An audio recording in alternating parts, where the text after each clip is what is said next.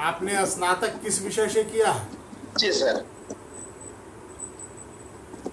Sir मैं इतिहास विषय से स्नातक किया हूँ। अच्छा, कब किया आपने?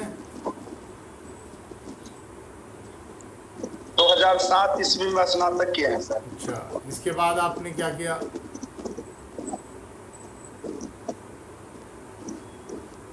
सर बाद में आज से लेकर 2010 ईस्वी तक ग्राम कचहरी सचिव के रूप में कार्य किया है। 2010 से 2014 ईस्वी तक पंचायत रोजगार सेवक के रूप में कार्य किया है। अच्छा। और सर 2014 ईस्वी से लेकर अभी तक वर्तमान में मैं सर हाई स्कूल में सामाजिक विज्ञान के शिक्षक के रूप में कार्यरत हूं। तो आप तो बहुत अच्छे कार्य में जुटे थे, भविष्य निर्माण कर रहे थे, फिर आपने प्रशासन में आने के लिए हाथ पर क्यों मारा? सर एक्चुअली प्रशासन में आना मेरा बचपन से ही शौक था सर, और मैं लगातार प्रयास में था, लेकिन लगातार मैं सेवा में बना हुआ हूँ, इस वजह से मुझे कुछ समय लगे हैं। और सर निसंदेह मैं जिस सेवा में हूँ, राष्ट्र निर्माण का कार्य बखूबी कर रहा हूँ, लेकिन सर यदि मैं इस सेवा में आ जाता हूँ तो भी मैं सोचा हूँ कि राष्ट्र निर्माण के कार्य में बच्चों के शिक्षण को मैं लगातार बरकरार रखूंगा। मैं अपने कार्य क्षेत्र में 2 या 3 स्कूल को मैं गोद लूंगा सर, और उसमें टाइम निकाल करके मैं क्लास लेने जाऊंगा सर। तो प्रशासन में इतना समय मिल जाएगा जो आप क्लास ले पाओगे? यदि सर व्यस्तता होगी तो मैं ऑनलाइन के माध्यम से भी मोटिवेट कर पाऊंगा, और यूट्यूब के माध्यम से भी उस कार्य को मैं सोचा हूँ कि करूंगा सर। अच्छा, ये आपने विषय कौन सा लिया इसमें? सर ये बीपीएससी में मैं मैथिली भाषा एवं साहित्य लिया हूँ सर। अभी मुझे बताइए, आप तो इतिहास के छात्र रहे और इतिहास पढ़ा भी रहे थे, फिर इतिहास से पलायन क्यों किया आपने? सर मैं इतिहास से पलायन नहीं किया हूँ सर। एक्चुअली सर इसको डिफाइन करने के लिए मैं 2-3 बातें बताना चाहूँगा सर। सर मैं 56 से 59वीं बीपीएससी में जब पीटी क्वालिफाई किया था, तो उस समय मेंस में 2 विषय रहना होता था, तो मैंने इतिहास और मैथिली भाषा एवं साहित्य को रखा था। तो उस कड़ी में मुझे मैथिली भाषा एवं साहित्य को बहुत करीब से पढ़ने का मौका मिला, और उसमें मुझे अंक भी अच्छे आए थे। और इसमें 64वीं बीपीएससी में समय का भी अभाव था, और मैथिली का सिलेबस भी थोड़ा छोटा था, सेवा में रहते हुए मैं उसको तैयारी कर सकता था, और पहले से भी तैयारी था ही, तो इसीलिए सर मैंने रखा, और मार्गदर्शक भी उपलब्ध है सर। अच्छा, भाषा और साहित्य में क्या अंतर है? भाषा सर एक दूसरे के बीच जो भावनाओं एवं विचारों के आदान प्रदान करते हैं, उसका एक माध्यम है भाषा। और साहित्य जो है वो समाज के समस्याओं को अपने भाषा में दिखाते हैं। तो साहित्य जो है समाज का एक दर्पण है, और साहित्य को किसी न किसी भाषा में दिखाया जाता है, तो साहित्य को दिखाने के लिए भाषा की आवश्यकता होती है। और लिपि का क्या योगदान है?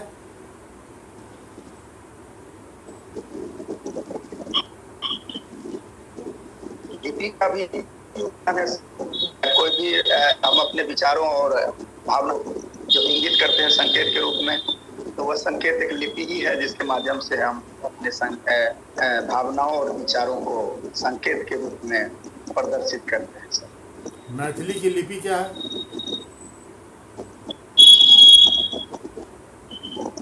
मैथिली की लिपि है सर मिथिलाक्षर। मिथिलाक्षर किसी और नाम से भी जानते हैं क्या इसको?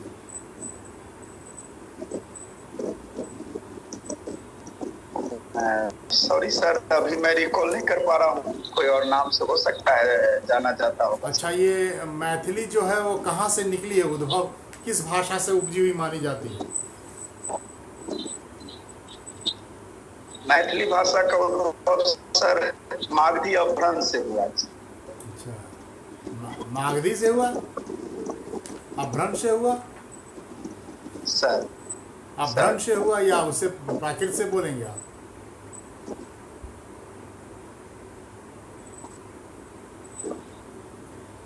मागधी प्राकृत बोलेंगे या मागधी अपभ्रंश बोलेंगे? अच्छा, ठीक है। आप बताइए कि ये जो भाषा बिहार में बोली जाती है, ये प्रतिनिधि भाषा किन किन क्षेत्रों की प्रतिनिधि भाषा है?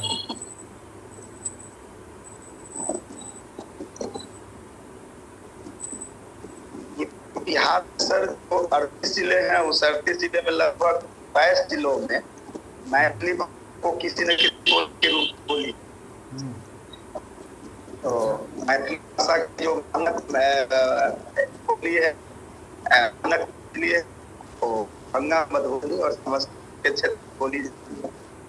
अच्छा, ये जो बोलियां है जो अन्य जिलों में बोली जाती है सर। अच्छा, मैथिली जो है, आप उसकी जो भाषाएं आपने बताई कुछ उसकी, इसको देखते हुए आप अगर मेनली आप देखेंगे जिस रीजन में होता है वो कौन से कमिश्नरी में इसका बहुत डोमिनेशन है,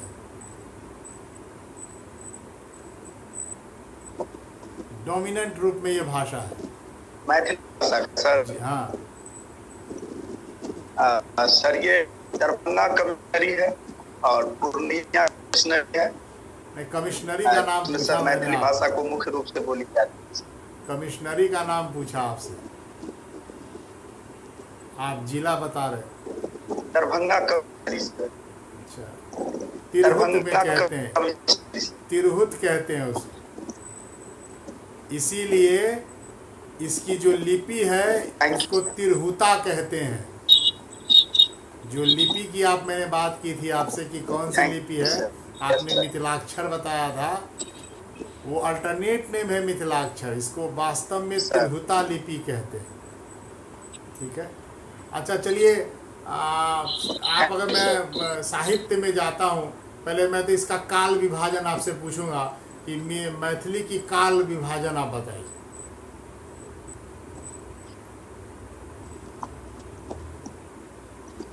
सर मैथिली का काल है उस 3 भागों में बांटा गया है, प्राचीन काल, मध्यकाल और आधुनिक काल। प्राचीन काल में जो है वो आदिकाल में किनको रखा गया है?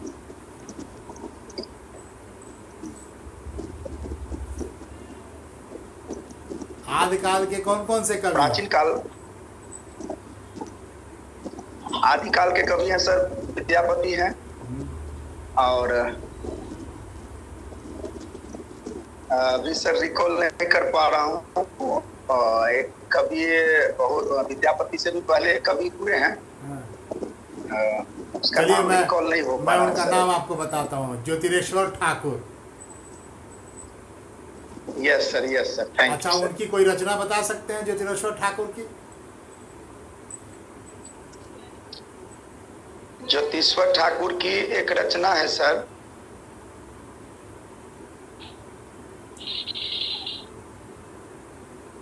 ध्रुत समय, और एक और रचना है सर वो अभी ठीक है, ध्रुत समागम आपने सही बताया। उनकी जो सबसे प्रसिद्ध रचना है वर्ण रत्नाकर, एक जो जिसमें अवहट्ट की चर्चा मिलती है, और विद्यापति जब आते हैं तो विद्यापति जब आते हैं तो वो अवहट्ट को क्या कहते हैं?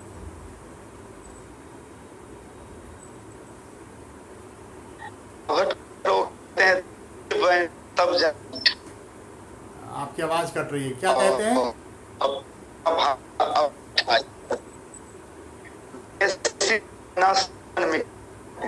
आवाज ही कट रही, मैं सुन ही नहीं पा रहा हूँ। बेसिल बैना भट्टा, सही कहा आपने। बेसिल बैना सब। हाँ, बात सही कहा आपने। अच्छा ये बताइए कि अगर हम आधुनिक काल में इधर पहुंचते हैं, अच्छा विद्यापति जी के बारे में पहले बात कर लें। विद्यापति की जो कौन कौन सी रचनाएं हैं जो मैथिली में आपने पढ़ी है?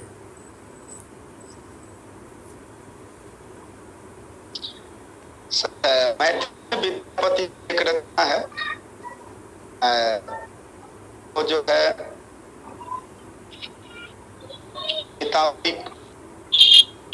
अच्छा, आप विद्यापति की कोई रचना मैथिली में आप 5 लाइन सुना सकते हैं?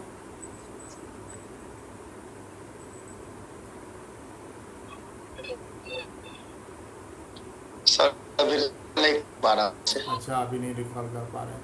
अच्छा, मैथिली भाषा का स्वर्ण काल किस काल को कहते हैं? किस समय, किस वो राजा थे जिन्होंने मैथिली के संबंध में बहुत विकास किया? कौन से वंश था?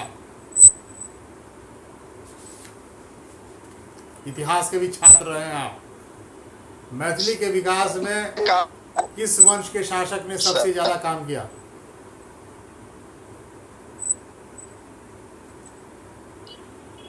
सर मध्यकाल को काल कहता है, और मैथिली का सर्वाधिक जो विकास है, आवाज ही नहीं मिल रही है, वो सर मैं सुन ही नहीं पा रहा हूँ आप क्या बोल रहे हैं। इतनी आवाज कट रही है कि हमें। मध्यकाल को मैथिली का काल कहा जाता है। अच्छा, मैं सुना नहीं पाया, आप क्या बोले हम कुछ नहीं सुन पाए। वो स्वर्ण काल किस वंश के शासन काल को कहते हैं, मैं वो पूछ रहा था।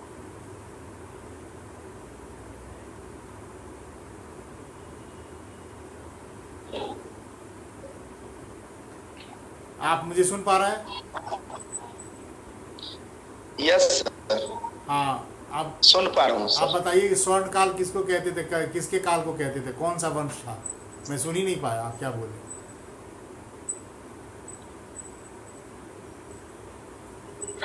सर मध्यकाल को मैथिली भाषा का स्वर्ण काल कहा जाता है, और किस वंश के शासक ने सबसे अधिक काम किया?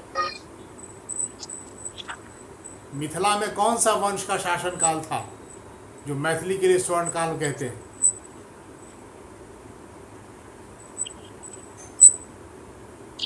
सर अभी रिकॉल नहीं कर पा रहा हूँ, पढ़ा हूँ और याद भी था, लेकिन अभी रिकॉल नहीं कर पा रहा। अच्छा, मिथिला का कर्नाट वंश था, कर्नाट वंश। कर्नाट वंश के शासक थे हरदेव सिंह। वो हरदेव सिंह ने मैथिली में बहुत काम किया और मैथिली संगीत को उन्होंने बहुत आगे बढ़ाया। अच्छा चलिए, मैं आधुनिक काल में आता हूँ। Thank you sir. आधुनिक काल में मुझे बताइए कि एक हिंदी के बहुत बड़े साहित्यकार, और उसके बाद उन्होंने मिथिला में भी बहुत भाषा में लिखी, बहुत भाषाओं में, 5 भाषाओं में लिखे, बहुत बड़ी रचना का, और मिथिला में अन्य नाम से लिखा करते थे मैथिली में। वो कौन सा नाम है बताइए, कौन है रचना का?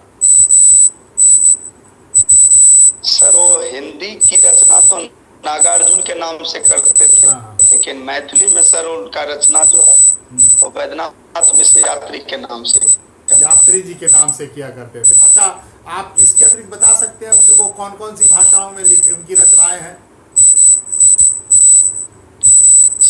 उनकी रचना संस्कृत में भी है, संस्कृत में भी है, मैथिली में है, हिंदी में है सर, और बंगाली में भी है सर। बंगला में भी है, बंगला में भी लिखा उन्होंने, पाली में भी लिखा उन्होंने सर। और बंगला में मुझे बता सकते हैं कोई उनकी जो महत्वपूर्ण कोई रचना?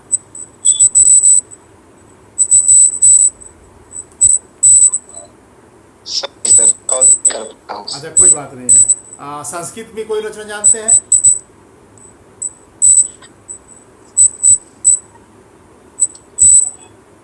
अच्छा, मैथिली में कौन कौन सी रचनाएं की उन्होंने, जरा उनकी रचना सर,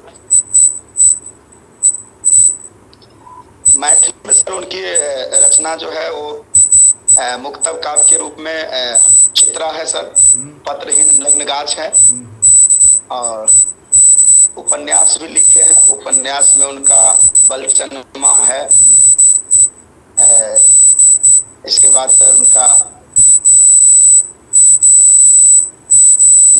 पारो है, पारो है, दिया है, नवतुरिया है। सर। अच्छा, बलचनमा का कथ्य क्या है?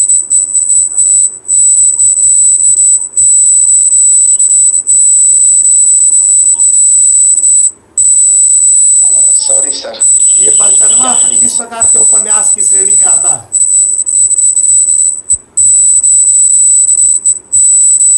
सॉरी सर, बलचनमा ये के बारे में आंचलिक उपन्यास है, आंचलिक उपन्यास कहते हैं। अच्छा, ये बलचनमा का जो उपन्यास है, और अगर आप देखें कि गोदान को पढ़े प्रेमचंद को, दोनों में क्या अंतर देखते हैं? सर, पढ़ा है आपने बलचनमा? नहीं पढ़ा है सर, बलचनमा को नहीं पढ़ा आप नहीं बता पाएंगे, कोई बात नहीं।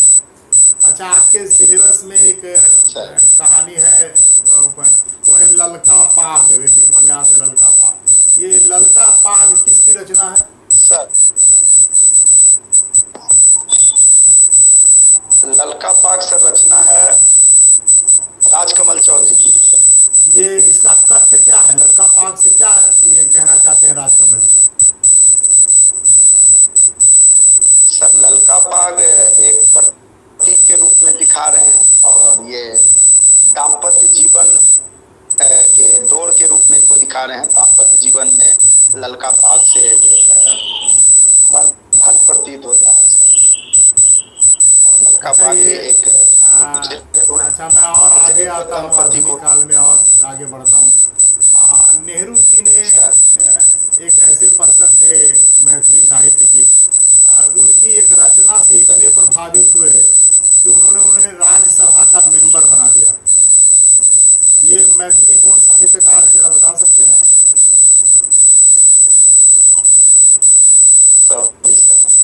जानकारी नहीं है सर इसके। अच्छा, वो उनका गांव है वैशाली का वाजिदपुर।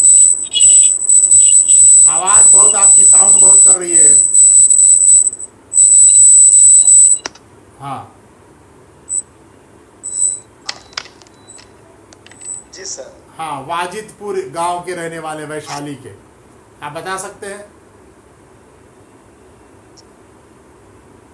सर, मैं नहीं बता पाऊँ। अच्छा, मैं नाम लेता हूं उनका, हरिमोहन झा। नाम सुना है आपने?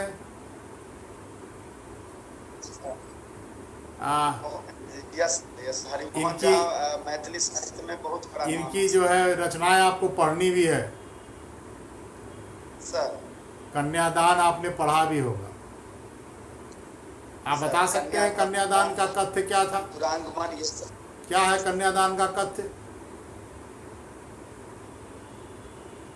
सर, कन्यादान के द्वारा लेखक ये दिखाने की कोशिश कर रहे हैं। थोड़ा लाउड बोलिए, थोड़ा लाउड बोलिए।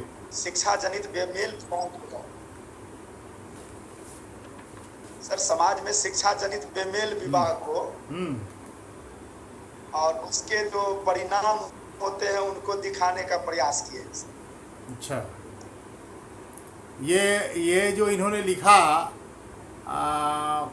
आपको शायद पता ही होगा कि ये अपनी ही जो दोस्त की पत्नी थी उनको ही मुख्य पात्र बनाया उन्होंने, और उस पर इन्होंने कन्यादान लिखा था। वो दोस्त का नाम क्या था और जो पात्र बनाया जिसको, उसका नाम क्या था?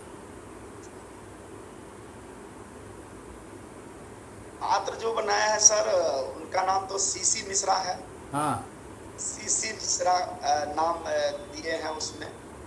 और सर, इनके मूल जो दोस्त थे उनको मैं नहीं जानता। अच्छा, कोई बात नहीं है।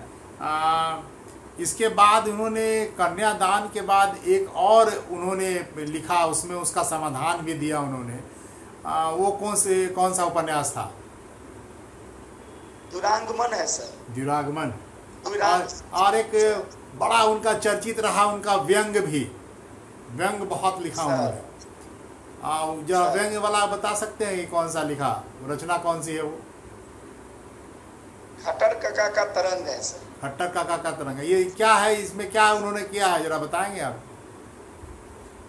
खटर के तरंग के द्वारा सर समाज में जो कुरीतियां व्याप्त थी और अंधविश्वास थी, उस पर सर व्यंग के माध्यम से करारा चोट किए हैं सर। अच्छा। समाज में जो सिद्धांत और व्यवहार में जो अंतर है, उस अंतर को दिखाने का प्रयास किए सर। अच्छा, इतिहास के आप छात्र रहे हैं, थोड़ा मैं इतिहास पे जाऊँ। ये मुझे बताइए कि आप इतिहास में किस कालखंड में अपने को बहुत सहज पाते हैं? आधुनिक काल में सर। आधुनिक काल में। आधुनिक काल में मैं आपको ले चलता हूँ धर्म सुधार आंदोलन के ऊपर। वैलेंटाइन शिरोल नामक एक इतिहासकार, ब्रिटिश इतिहासकार थे। उन्होंने आर्य समाज को भारतीय अशांति का जन्मदाता कहा था। ऐसा उन्होंने क्यों कहा था?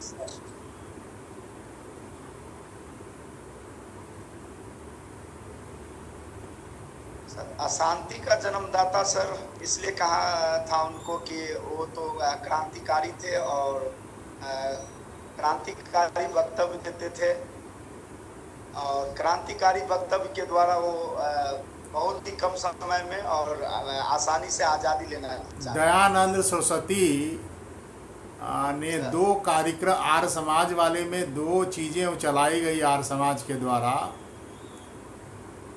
उन दो चीज़ों की वजह से उन्होंने भारतीय अशांति का जन्मदाता कहा था। और ये दो चीज़ें क्या थी?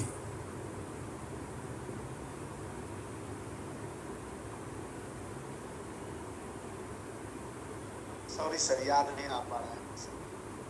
उन्होंने एक आंदोलन चलाया था, आत्मशुद्धि आंदोलन, और दूसरा उन्होंने चलाया था गौरक्षणी सभा।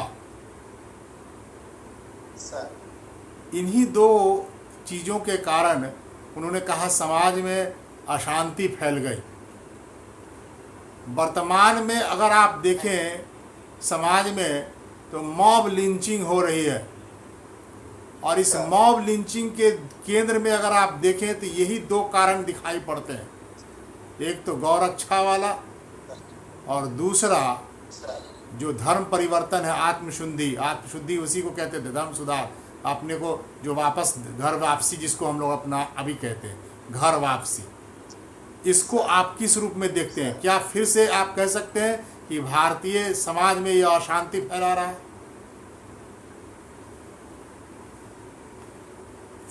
सर जिस तरह से अभी वर्तमान के कुछ घटनाओं को देखने को मिला है मॉब लिंचिंग को लेकर के, तो धार्मिक जो उग्रता है वो कुछ लोगों में देखने को मिलता है। थोड़ा लाउड बोलिए, लाउड बोलिए, थोड़ा तेज से बोलिए, थोड़ा तेज बोले आप।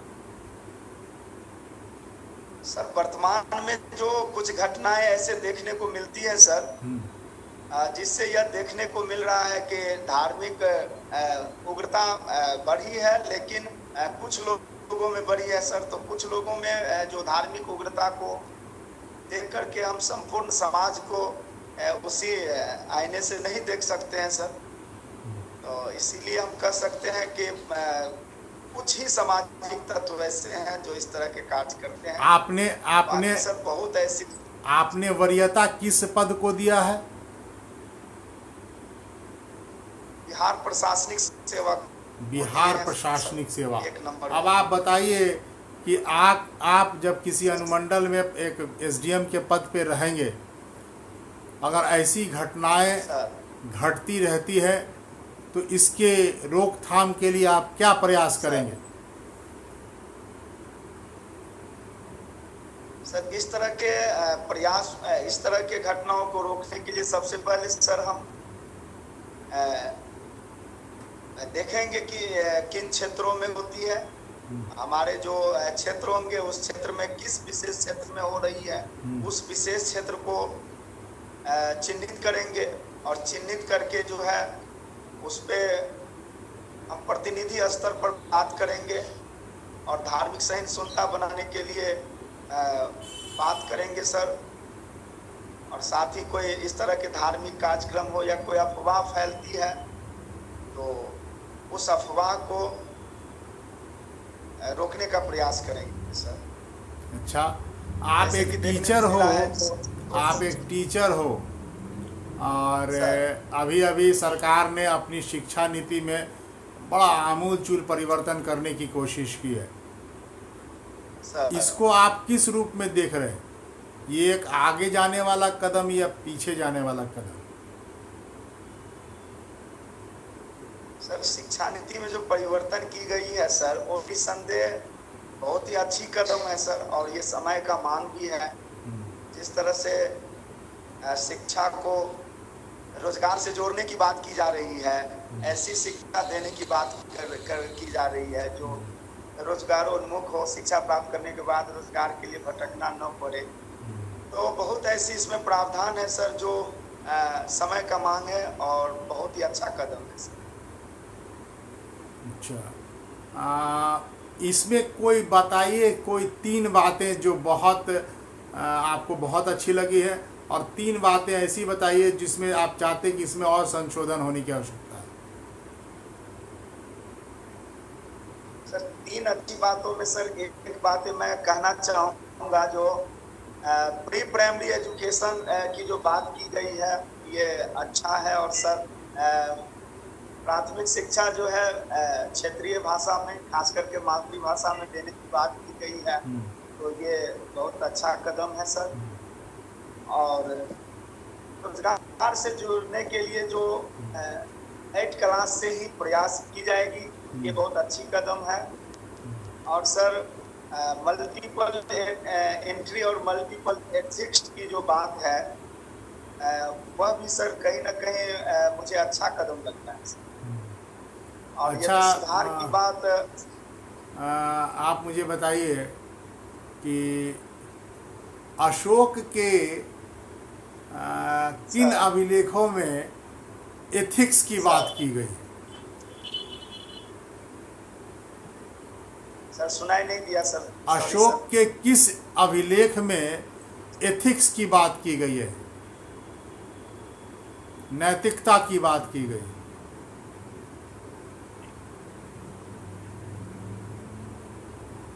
नहीं सुन पाए सर। मैंने ये कहा कि अशोक के किस अभिलेख में नैतिकता की बात की गई है, एथिक्स की बात की गई?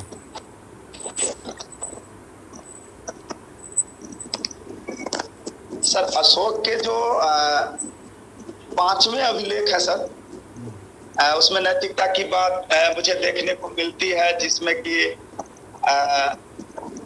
जानवरों के लिए इलाज के लिए भी अस्पताल की बात करते हैं सर। एथिक्स की बात, मैंने नैतिकता की बात की। नैतिकता, अशोक का धर्म क्या है जरा बताएं आप। अशोक का धर्म सर सभी तत्कालीन सभी धर्मों की अच्छाइयों को लेकर के एक बनाई गई धर्म है, जो उसमें नैतिकता का ही संग्रह है सर। तो नैतिकता की बात है, तो अगर आपने अशोक का धर्म कहा तो अशोक के धर्म की चर्चा किस अभिलेख में की गई?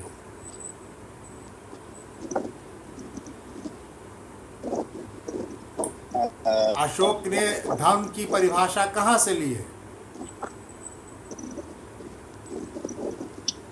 सॉरी सर, रिकॉल नहीं कर पा रहा हूँ। अच्छा, आप एक इतिहास के छात्र हैं, एक आपका दोस्त पटना घूमने आता है, तो आप किन, और वो भी इतिहास का ही छात्र है, तो आप उनको पर्यटन के उद्देश्य से कहाँ कहाँ ले जाएंगे? सर पर्यटन के दृष्टिकोण से सर उन्हें मैं गोलघर दिखाने ले जाऊं। गोलघर किसने बनाया था? अगर मैं गोलघर किसने बनाया? गोलघर किसने बनाया था? सर उनका एग्जैक्ट याद नहीं है सर। किसके पीरियड में बना था?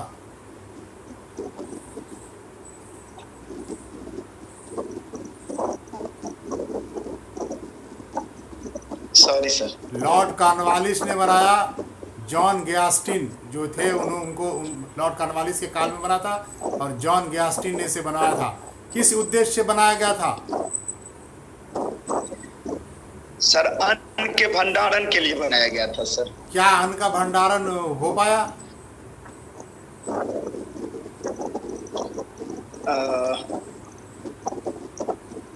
यस सर, अन्न का भंडारण तो उसमें हो रहा था सर, लेकिन कालांतर में आकर के उसमें भंडारण होना बंद कर दिया गया। क्या टेक्निकल फॉल्ट थी?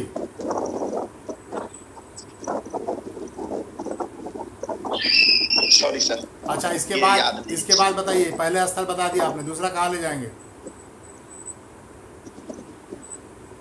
सर उन्हें मैं कुम्हरार ले जाऊंगा। कुम्हरार ले जाएंगे। कुम्हरार में क्या दिखाएंगे आप उनको? कुम्हरार में सर मौर्यकालीन जो राजप्रसाद का अवशेष है उन्हें दिखाऊंगा। राजप्रसाद में जो आप अवशेष मिले हैं उसमें कितने खंभों के साक्ष्य मिले हैं और वास्तव में कितने खंभे थे?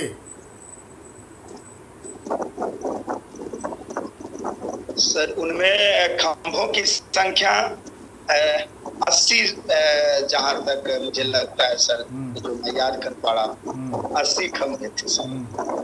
कौन चर्चा करता है ये 80 खंभों वाले स्तंभ की? सर ये चीनी यात्री जो है मेगास्थनीज भी अपने यात्रा विवरणी में बताते हैं सर। अच्छा, ये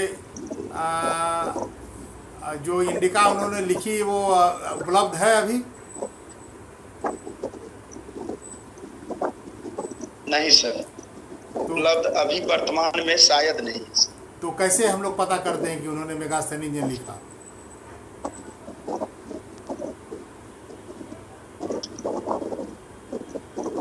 मेगास्थनीज के पुस्तकों को जो विद्वानों ने इनसे पहले पढ़ा होगा शायद इस आधार सर। अच्छा, उन्होंने हाँ ठीक है बोला, एरियन और प्लूटार्क वगैरह ने लिखा। अच्छा ये बताइए कि जो राजप्रसाद है उसकी तुलना कहाँ से की, किस भवन से की?